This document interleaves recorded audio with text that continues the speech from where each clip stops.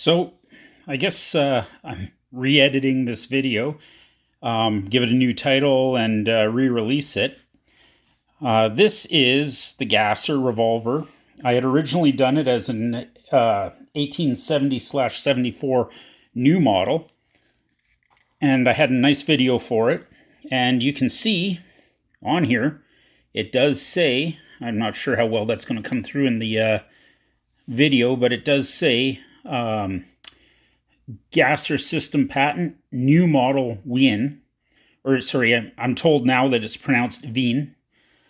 So that's basically, what I thought, along with the arrow through the apple and Schutz mark underneath.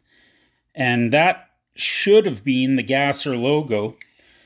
Now, a very astute viewer saw a proof mark on here, and it was actually on the cylinder, which was a Belgian proof. And I also have a Belgian proof here, along with some other proofs that I think are just fluff, because I can't find any history of those.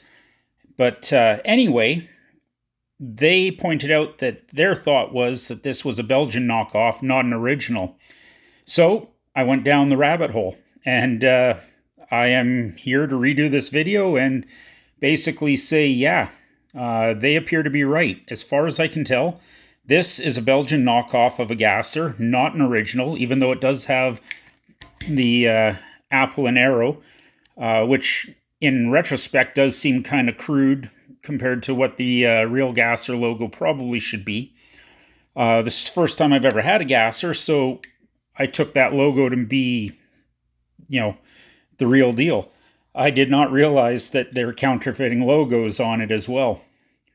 So I went through the FRTs pretty thoroughly, trying to find out what this might be. And you know what? I can't tell you what it is, other than a Gasser-style revolver. It most closely resembles an 1873 Vero Montenegro, and it is stamped on the barrel, Vero Montenegro. But when I look at the FRT for one of those, there's nothing about new model Wien, sorry. It does say, Gasser system patent, and some of them were manufactured in Belgium under license. Some of them were counterfeited. It does have the Gus Stahl for the cast steel. But what it doesn't have is, that new model and flutes. This cylinder is fluted. Those cylinders, per the FRT anyway, they were not fluted. I also found that this really closely resembles a Gasser 1873. And same thing, though. The flutes on there are different. The flutes on the actual one go all the way down.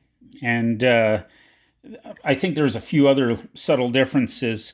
I cannot tell you what it is exactly, other than it's a Gasser of some counterfeit description. And I can tell you with certainty that it was fun to shoot. It is, really a lot of fun. But anyway, I wanted to amend this video and pass that along. So I'm going to re-release it with a new title and a few things edited in. But for the most part, it'll just be the original video done all over with this new information in it.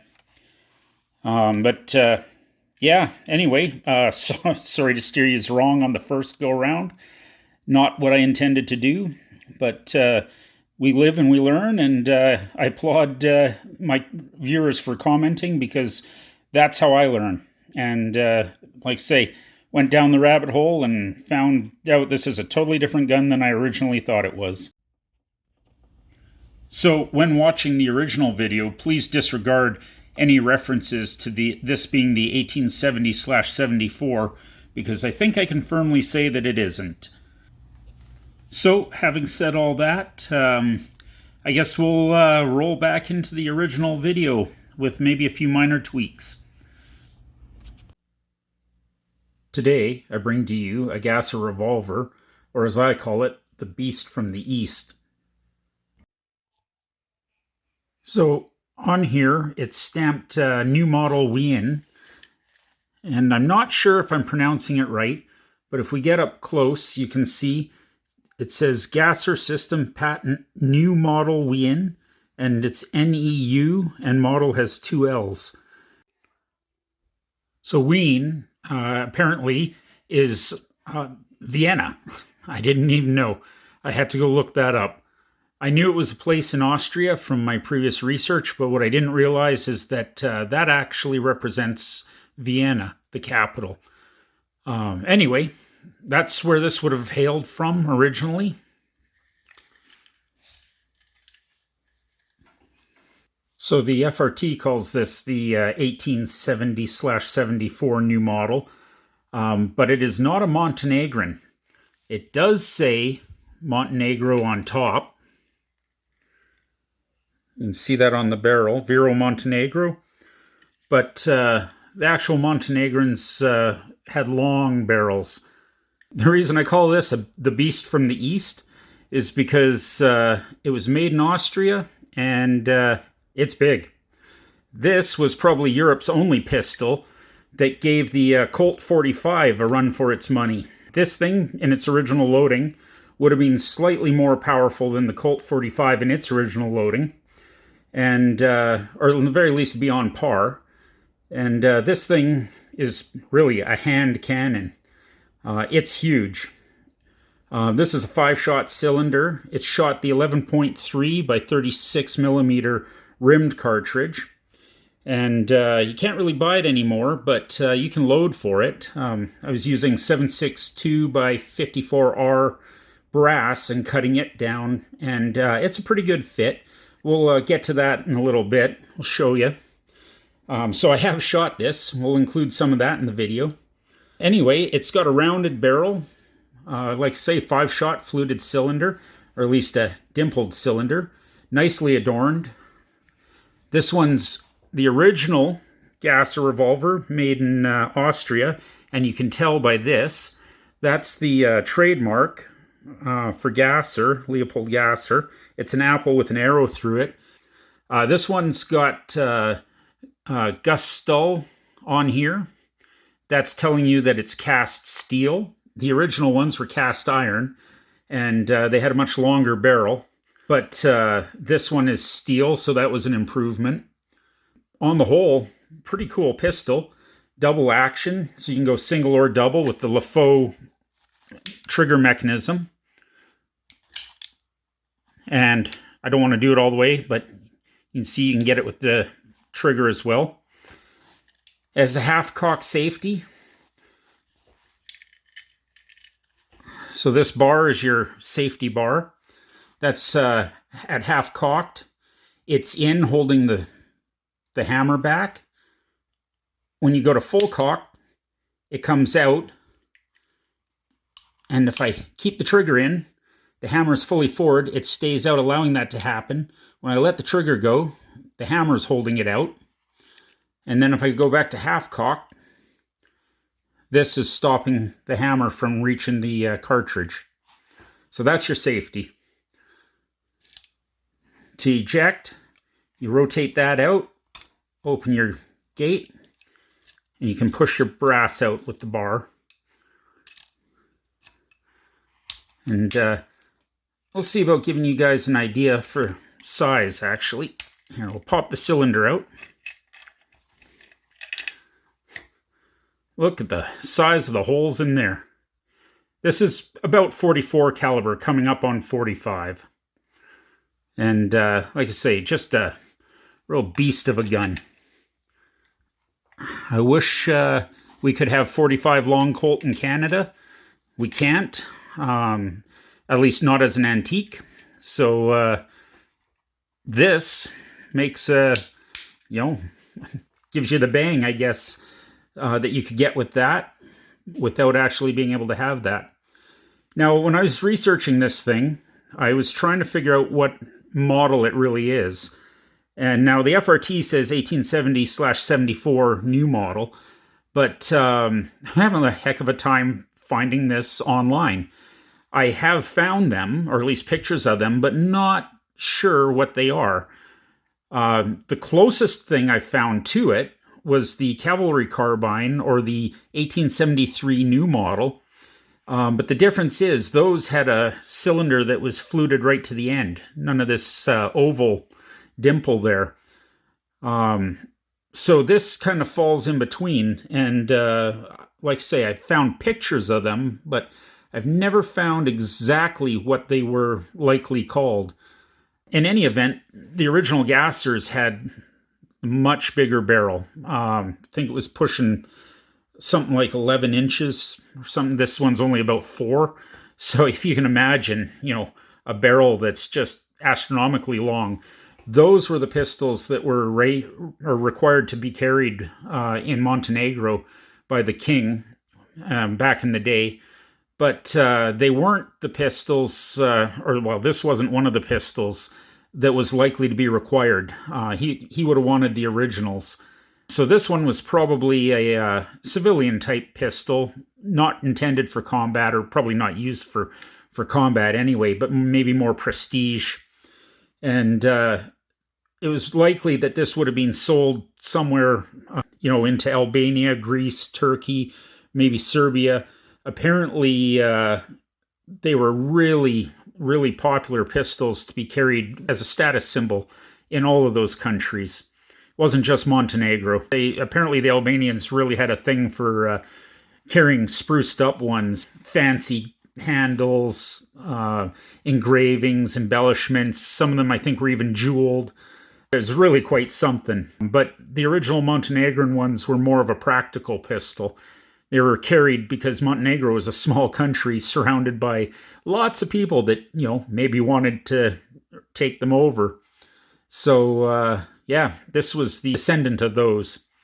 One thing I wanted to point out that might not show up real well on camera is that this pistol was gold washed, or at least part of it was.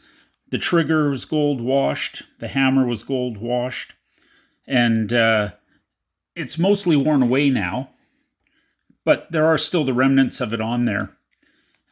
Just one more embellishment for an interesting pistol. In any event, let's show you what this puppy shoots. I'll set that down and pull that up.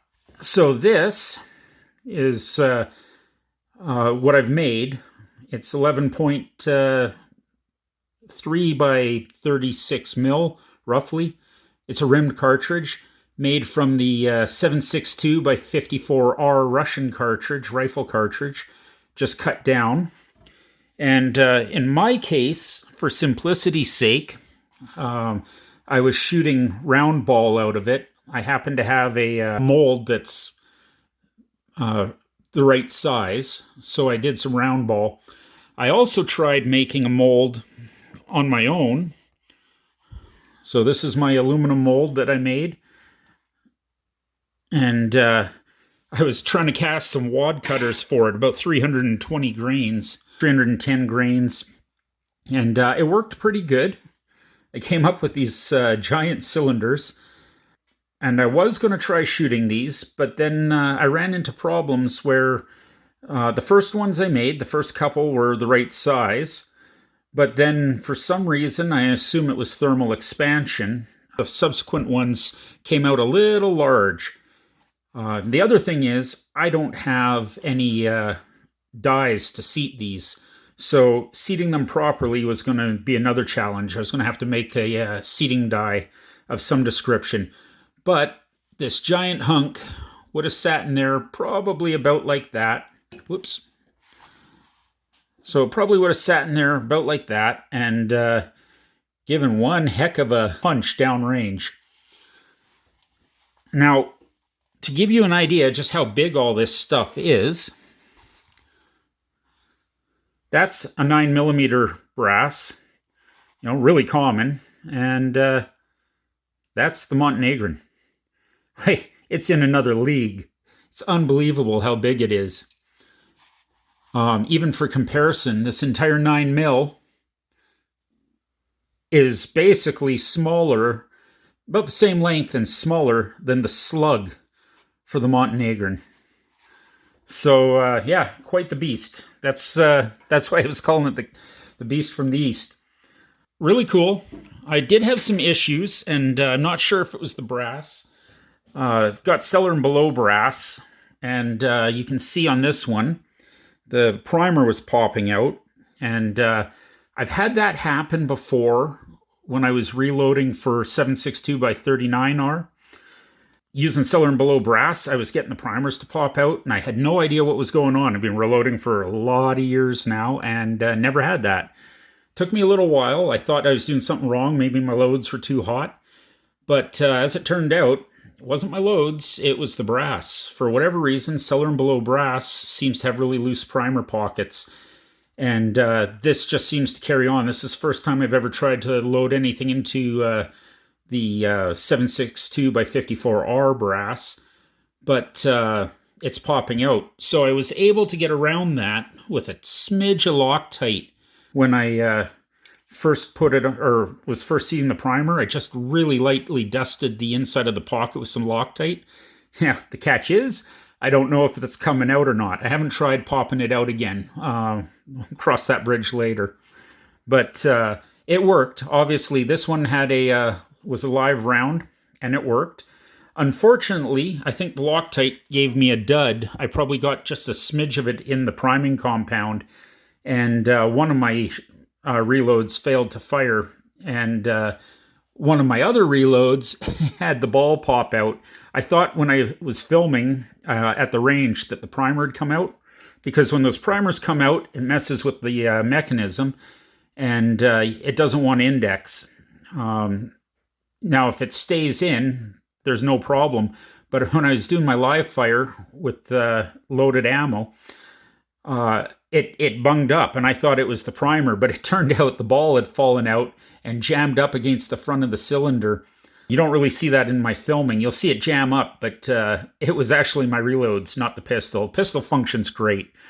This is all on me trying to get, reloads worked out. But yeah, basically take this giant cartridge, fill it with black powder, and top it with a ball. And works great. You'll see it when I cut in the video and editing. And yeah, it was cool to shoot. I gotta say, by far the biggest cartridge I've ever shot out of an antique pistol. Mostly in Canada, it's, I guess, 44 Russians getting up there. But this is way bigger than the 44 Russian, and that's about all we can get up here. Otherwise it's 41 Long Colt. That'd be about my next most powerful. A lot of rimfire, 32, 38, 41 rimfire. They're lower case capacity, smaller cartridges. And for centerfire, you can get some oddball stuff like 7.5 mil Swiss or Swede. Again, much smaller than this. This thing is just a beast. Testing the Casser with just blanks. Nope, it's jammed up again. Primer.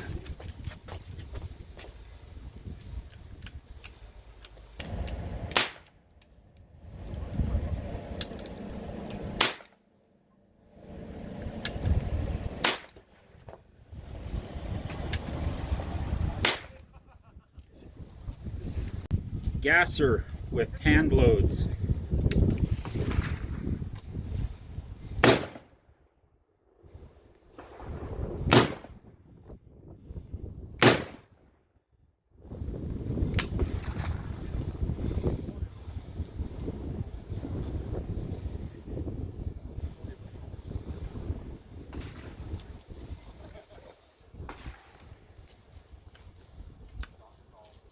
Primer popped out.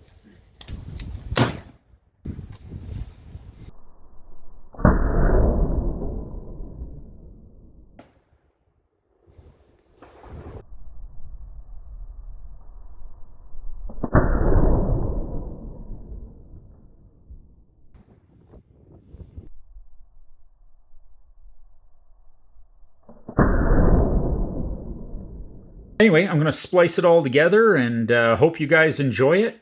I really enjoyed this thing. It's a lot of fun. Got I should show the cool little holster for it. There's no mistaking it. It's got the apple with the arrow. And yeah, it works Works decent. So yeah, just another little project. And anyway, hope you enjoyed it and liked it. And if you did, please like and subscribe. Helps me out, helps the channel grow, and hopefully I can keep bringing more to you guys. I really, really enjoy getting out and playing with these things. Got some ideas for the future, and yeah, we'll see what I can pull off. Anyway, till then, you guys have a good one. Thanks for watching.